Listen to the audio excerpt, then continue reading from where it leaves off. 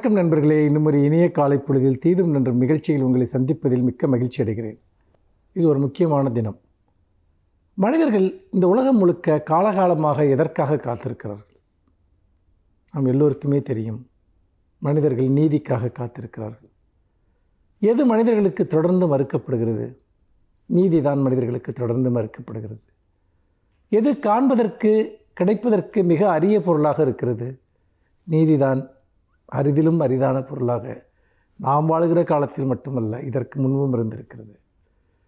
இந்த நீதியை தேடுகிற பயணத்தில் உலகம் முழுக்க சட்டங்கள் இயற்றப்படுகின்றன, அறநூல்கள் இயற்றப்படுகின்றன, பல்வேறு விதமான மனிதாபிமான கோட்பாடுகள், அது சார்ந்த விழுமியங்கள் உலகம் முழுக்க தொடர்ந்து பேசப்படுகின்றன, பரப்பப்படுகின்றன. நீதி நூல்களுக்கு பஞ்சமே இல்லை, நீதிமன்றங்களுக்கு பஞ்சமே இல்லை.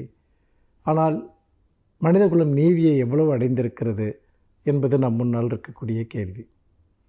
இந்த கேள்விக்கு பதிலளிக்கக்கூடிய பல அமைப்புகளில் ஒன்றாக, பல தினங்களில் ஒன்றாகத்தான் இந்த இன்டர்நேஷ்னல் ஜஸ்டிஸ் டே இன்றைய தினம், இந்த ஜூலை 17 உலகம் முழுக்க பின்பற்றப்படுகிறது.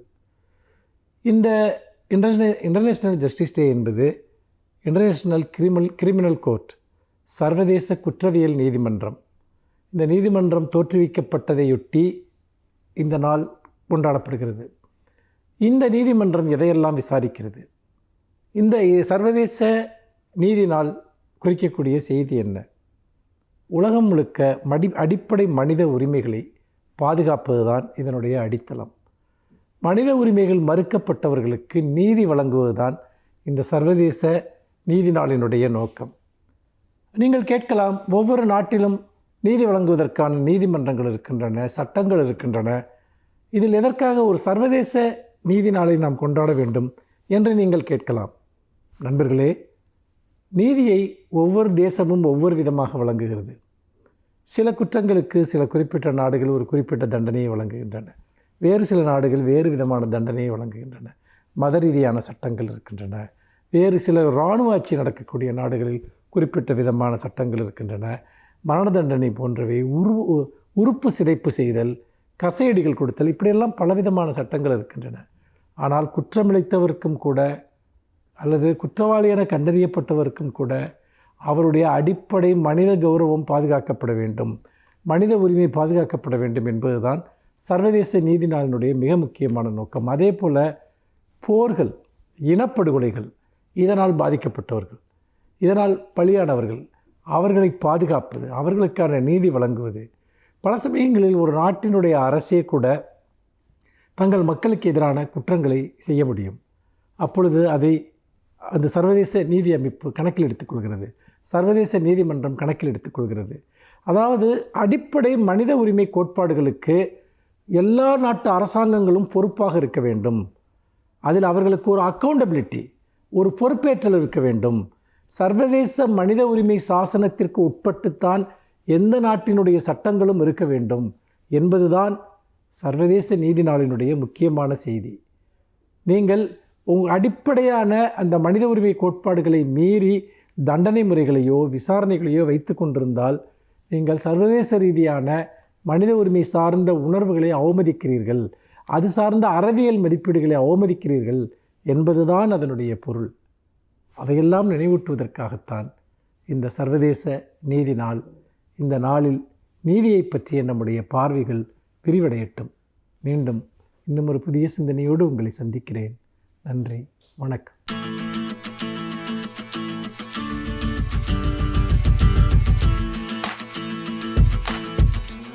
இனிய காலை வணக்கம் நேயர்களே. சயின்ஸ் அண்ட் டெக்னாலஜிங்கிற தொகுப்பில் கம்ப்யூட்டர் சயின்ஸ் அட்வான்ஸ்மெண்ட் அப்படிங்கிற பிரிவில் நம்ம இன்றைக்கி பார்க்க போகிற தலைப்பு cyber crime and cyber security, cyber குற்றங்களும் சைபர் பாதுகாப்புகளும். இப்போது டைப்ஸ் ஆஃப் க்ரைம்ஸ் என்னென்ன இருக்குது, இன்டர்நேஷ்னல் லெவலில் எப்படி அட்டாக் ஆகுது, இந்தியன் லெவலில் எப்படி அட்டாக் ஆகுது, இப்போ அதை எப்படி அவாய்ட் பண்ணலாம், என்னென்ன அவேர்னஸ் கோர்சஸ்லாம் பண்ணலாம், அதில் எல்லாமே இப்போ நம்ம இந்த பிரிவில் நாம் பார்க்க போகிறோம். இப்போது இன்டர்நெட் தான் எல்லாத்துக்குமே மூல காரணம். இன்டர்நெட்டில் நம்ம நிறைய பாசிட்டிவ் திங்ஸ் பண்ணலாம், but at the same time நெகட்டிவாகவும் நிறைய ஹேக்கர்ஸ் வந்து இன்டர்நெட் யூஸ் பண்ணி நெகட்டிவ் சைட் பண்ணுறாங்க. அது எந்த மாதிரி பண்ணுறாங்க அப்படின்னா, இப்போ நம்ம person against, cyber crime against person cyber crimes against government, cyber crime against industry, இந்த மாதிரி நிறைய பிரிவுகள் இருக்குது.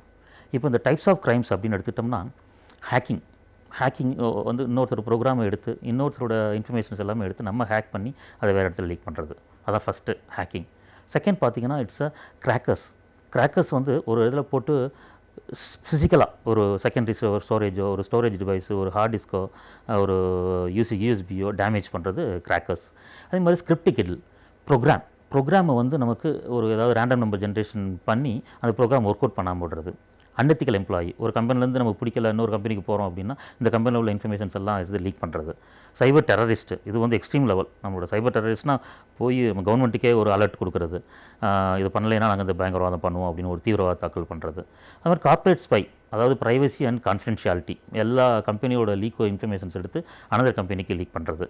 ஸோ இதோட ட்ராக்கிங் பண்ணுறது, இதெல்லாம் டைப்ஸ் ஆஃப் க்ரைம். இது வந்து இன்டர்நேஷனல் லெவலில் எந்த அளவுக்கு அட்டாக் ஆகிருக்கு அப்படின்னு பார்த்தா, இப்போ லாஸ் ஏஞ்சல்ஸ்லாம் ஒரு டிராஃபிக் சிஸ்டத்தையே கொலாப்ஸ் பண்ணார் ஒருத்தர். அது 10 லேன் 8 லேன் இருந்தால் கூட ஒரு லேன்லேருந்து அடுத்த லேன் டைவர்ட் பண்ண மாட்டாங்க. பட் என்டையர் சிஸ்டம் கொலாப்ஸ் பண்ணி 4 நாள் ஆச்சு அதோட ரெக்கவர் பண்ணுறதுக்கு அவங்களுக்கு. இதே இது ஆஸ்திரேலியன் அட்டாக் வந்து 250 டன்னோ ஒரு வேஸ்டேஜை வந்து ஒரு ரிவரில் கலக்க வச்சாங்க.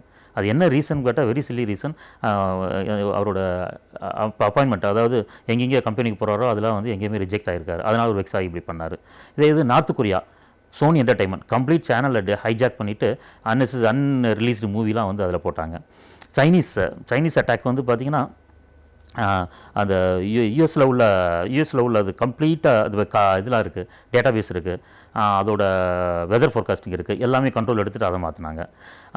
இப்போ இது காரில் வந்து யூஎஸ் இன்னொன்று பார்த்திங்கன்னா கார் இருக்குது, காரில் வந்து சிப் யூஸ் பண்ணுறாங்க. சிப் வந்து பாசிட்டிவ் தான்.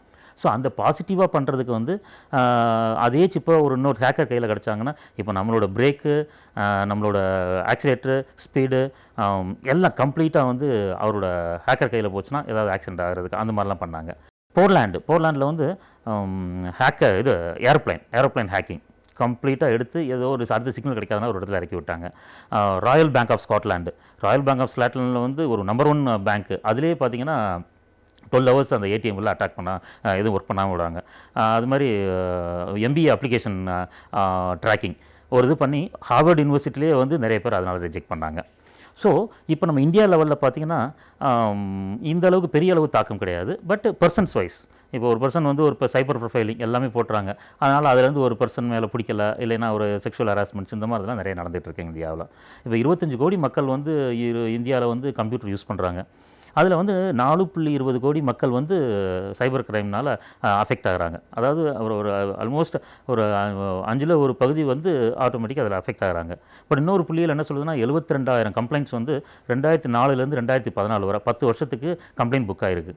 அதனால் இப்போ ஆவரேஜாக பார்த்திங்கன்னா 6,000 கம்ப்ளைண்ட் ஒரு வருஷத்துக்கு. பட் இன்னொரு சர்வே என்ன சொல்லுதுன்னா 14,000 கம்ப்ளைண்ட் வந்து ஒரு மாதத்துலேயே நடக்குது. ஸோ 14,000 கம்ப்ளைண்ட் ஒரு மாதத்தில் நடக்கும்போது 1,80,000 கம்ப்ளைண்ட் இருக்குது. அந்த நேரத்தில் 6,000 கம்ப்ளைண்ட் தான் நம்ம புக் பண்ணுறோம். ஸோ இதுக்கு என்னென்னா அவேர்னஸ் தேவை. ஸோ அது அவேர்னஸ் இருந்துச்சுன்னா இந்த மாதிரி கம்ப்ளைண்ட்லாம் ஈஸியாக புக் பண்ணிடுவோம். ஸோ நம்ம எஜுகேஷன் சிஸ்டமே முதல்ல கொஞ்சம் நிறைய மாற்றணும். இப்போ ஒரு சின்ன ஒரு கோர்சஸ் இருக்குன்னா ஒரு 100 நாள் ஒரு கோர்ஸ் பண்ணி அந்த ஹேக்கிங் கோர்ஸ் நடத்துவோம். பட் இதே இது யூஎஸ்லேயோ யூகேலேயோ பார்த்தீங்கன்னா 2 years நடத்துவாங்க. ஸோ என்ன கொஸ்டின் என்ன ஆன்சர் அது மட்டும் தான் இங்கே பண்ணுறோம், ப்ராக்டிக்கலாக யூஸ் பண்ண மாட்டோம். அதனால் மாற்றணும். சர்டிஃபைட் எத்திக்கல் ஹேக்கிங் அந்த மாதிரி கோர்சஸ்லாம் இருக்குது. இப்போ ஹேக்கர்ஸ் வந்து பார்த்திங்கன்னா நம்மளோட விட அவங்க நிறைய நாலேஜபிளாக இருப்பாங்க. இப்போ நம்ம ஒரு ப்ரோக்ராம் எழுதுகிறோம், அதை வந்து நம்மளோட அந்த ஐடியாவை ஹேக் பண்ணி அது எப்படி ஒர்க் பண்ணாமல் இருக்கிறது அப்படிங்கிறத திங்க் பண்ணும்போது நம்ம இந்த மாதிரி கோர்சஸ்லாம் நிறைய பண்ணால் தான் அதோட லூப் ஹோல்ஸ்லாம் நமக்கு தெரியும். இப்போ பெங்களூரில் பார்த்திங்கன்னா cyber crime first cyber crime police station இருக்குது. இப்போ மகளிர் காவல் நிலையம் இருக்கிற மாதிரி சைபர் கிரைம் போலீஸ் ஸ்டேஷன்ஸ் இருக்குது. அதுக்கப்புறம் ஒரு 4-5 இடத்துல தான் சைபர் கிரைம் போலீஸ் ஸ்டேஷன்ஸ் தனியாக இருக்குது. ஸோ இந்த மாதிரி தான் அதிகமாக கொண்டு வரணும். இப்போது விமன் வந்து நமக்கு நிறைய ஹராஸ்மெண்ட்ஸு, செக்ஷுவல் ஹராஸ்மெண்ட்ஸு அந்த மாதிரி நிறைய குற்றங்கள் வந்து சைபர் குற்றங்கள் வந்து விமனுக்கு பெண்களுக்கு எதிர்மாக தான் நிறைய நடந்துகிட்ருக்கு. இப்போ அந்த இது வந்து சமூகத்தை நம்ம குற்றம் சொன்னாலுமே நம்ம பெண்களும் அதுக்கு, இப்போ நம்ம மக்களும் அதுக்கு ஒரு காரணம் தான். இப்போ பார்த்திங்கன்னா இப்போ ஃபேஸ்புக் ப்ரொஃபைல் இருக்குது, அதில் ஒரு டேட் ஆஃப் பர்த்து, நம்ம நேமு, நம்மளோட பேரண்ட்ஸ் நேமு, நம்மளோட பிரதர்ஸ் நேமு, சிஸ்டர்ஸ் நேமு, நம்ம எங்கே படித்தோம், யூஜி எங்கே பண்ணோம், பிஜி எங்கே பண்ணோம், எங்கே ஃபஸ்ட்டு எம்ப்ளாய்மெண்ட் பண்ணோம், நேற்று எங்கே போனோம், இன்றைக்கி எங்கே போனோம், நாளைக்கு எங்கே, இது எல்லா டீட்டெயில்ஸ் இருக்கும்போது ஒரு ஹேக்கர்ஸ் வரும்போது அவங்களுக்கு பெரிய பெரிய ரிசர்ச்லாம் பண்ண வேண்டிய அவசியமே இல்லை. ஆட்டோமேட்டிக்காகவே அவங்க ஈஸியாக அதில் வந்து ஒரு போனாங்களே நம்மளோட டீட்டெயில்ஸ் ஃபுல்லாக இது பண்ணி ஹேக் பண்ணுறதுக்கு சான்சஸ் இருக்குது. ஸோ இப்போ வந்து உமன்ஸ் வந்து கம்ப்ளைண்ட் கொடுக்கணும். இப்போ நிறைய கம்ப்ளைண்ட்ஸ் இப்போ முதல்ல சொன்ன மாதிரி 6000 கம்ப்ளைண்ட் தான் அங்கே வந்திருக்கு, ஆனால் 1,80,000 கம்ப்ளைண்ட் இருக்குது 1 இயருக்கு. அப்படிங்கும்போது நீங்கள் ஆட்டோமேட்டிக்காக வந்து கம்ப்ளைண்ட் நிறைய கொடுக்கணும். கம்ப்ளைண்ட் கொடுக்குறதுக்கு வந்து ஃபஸ்ட்டு போகாமல் இருக்கலாம். இப்போ கேர்ள்ஸ்னால ஃபஸ்ட்டு போகாமல் இருக்கலாம். பேரண்ட்ஸ் போய் ஃபஸ்ட்டு அதை ஃபோட்டோ எடுத்து பண்ணலாம். அந்த ஃபோட்டோ எடுத்து பண்ணும்போது கொடுத்துட்டு திரும்ப எப்போ தேவைப்படுதோ அப்போ போய் நீங்கள் அது பார்க்கலாம். ஸோ இப்போ நம்ம எப்படி இப்படிலாம் அவாய்ட் பண்ணலாம் சைபர் செக்யூரிட்டி யூஸ் பண்ணி அப்படின்னு பார்க்கும்போது, இப்போ பார்த்தீங்கன்னா இப்போ யூஎஸ்பி இருக்குது, நம்ம சிடி இருக்குது, நிறைய இப்போ யூஎஸ்பிலாம் பார்த்தீங்கன்னா ஒரு 64 கிலோபைட் 120 கிலோபைட் சின்ன அதெல்லாம் எடுத்து எல்லா இன்ஃபர்மேஷன் எடுத்து நம்ம லாக்கர்லேயே போட்டு வைக்கலாம் அந்த யூஎஸ்பியை. அது மாதிரி நமக்கு வந்து கிரெடிட் கார்டு வந்து நமக்கு ஒரு சிவிவி நம்பர்னு கேட்பாங்க, அதெல்லாம் நம்ம அவாய்ட் பண்ணிடணும். அன்னெசரி இப்போ ஒரு 4 பேர் இருக்கோம், 5,000 பேர் நம்ம ஹாய் சொல்ல மாட்டோம். பட் நம்ம ஃபேஸ்புக்கில் பார்த்தீங்கன்னா எல்லாருமே அந்த மியூச்சுவல் ஃபண்ட்ஸில் வந்து எல்லாருக்குமே நம்ம இன்ட்ரோடியூஸ் ஆகிட்டு இருக்கோம், அதெல்லாம் நம்ம அவாய்ட் பண்ணலாம். இப்போ அதே மாதிரி பாஸ்வேர்டு ரொம்ப ரொம்ப இம்பார்ட்டன்ட். இது பாஸ்வேர்டு தான். பாஸ்வேர்ட் செக்கிங் வந்து நம்ம இப்போ ஜெயபால் ராஜா என்னோட பேர், இப்போ ஒவ்வொன்றுக்கும் இப்போ ஜேங்கிற இடத்துல நம்ம ஒரு எக்ஸ்க்ளமேட்டரி மார்க்கு, இப்போ ஈங்கிற இடத்துல எக்ஸ்பிளமெண்ட் மார்க்கு, அது மாதிரி ஒய்ங்கிறது கொஷின் மார்க், இதை கொஷின் மார்க் கொடுக்கலாம். அது மாதிரி ஆர்ஏ அப்படியே வைக்கலாம். ஸோ ஒரு டாலர் போடலாம். ஸோ இதெல்லாம் காம்பினேஷன்ஸ் பண்ணி பார்த்தா உங்களுக்கு பாஸ்வேர்ட் செக்கிங்கிறது யாருமே ஈஸியாக டேஸ்ட் அவுட் பண்ண முடியாது. அது மாதிரி நம்ம ஃப்ரெண்ட்ஸ்னு சொல்லிட்டு இன்றைக்கி பாஸ்வேர்ட் சொல்லியிருப்போம். பட் நாலு பேர் அதே ஃப்ரெண்டு வந்து நமக்கு இதாகலாம். அப்போ நம்ம பாஸ்வேர்டு மாற்றலாம். பட் என்னென்னா அவன் எனிமி ஆனால் கூட வந்து நமக்கு வந்து பாஸ்வேர்டு வந்து எப்படி நம்ம வைப்போம் அப்படிங்கிற ஐடியா வந்து அவங்களுக்கு இருக்குது.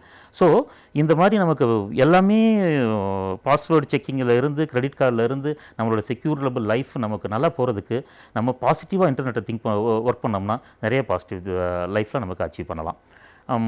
இதுதான் வந்து நம்ம சைபர் செக்யூரிட்டி அண்ட் சைபர் கிரைமோட சாராம்சம். அடுத்த வாரம் இதே மாதிரி ஒரு கம்ப்யூட்டர் சயின்ஸ் டாப்பிக்கில் நம்ம அடுத்த வாரம் பார்க்கலாம்.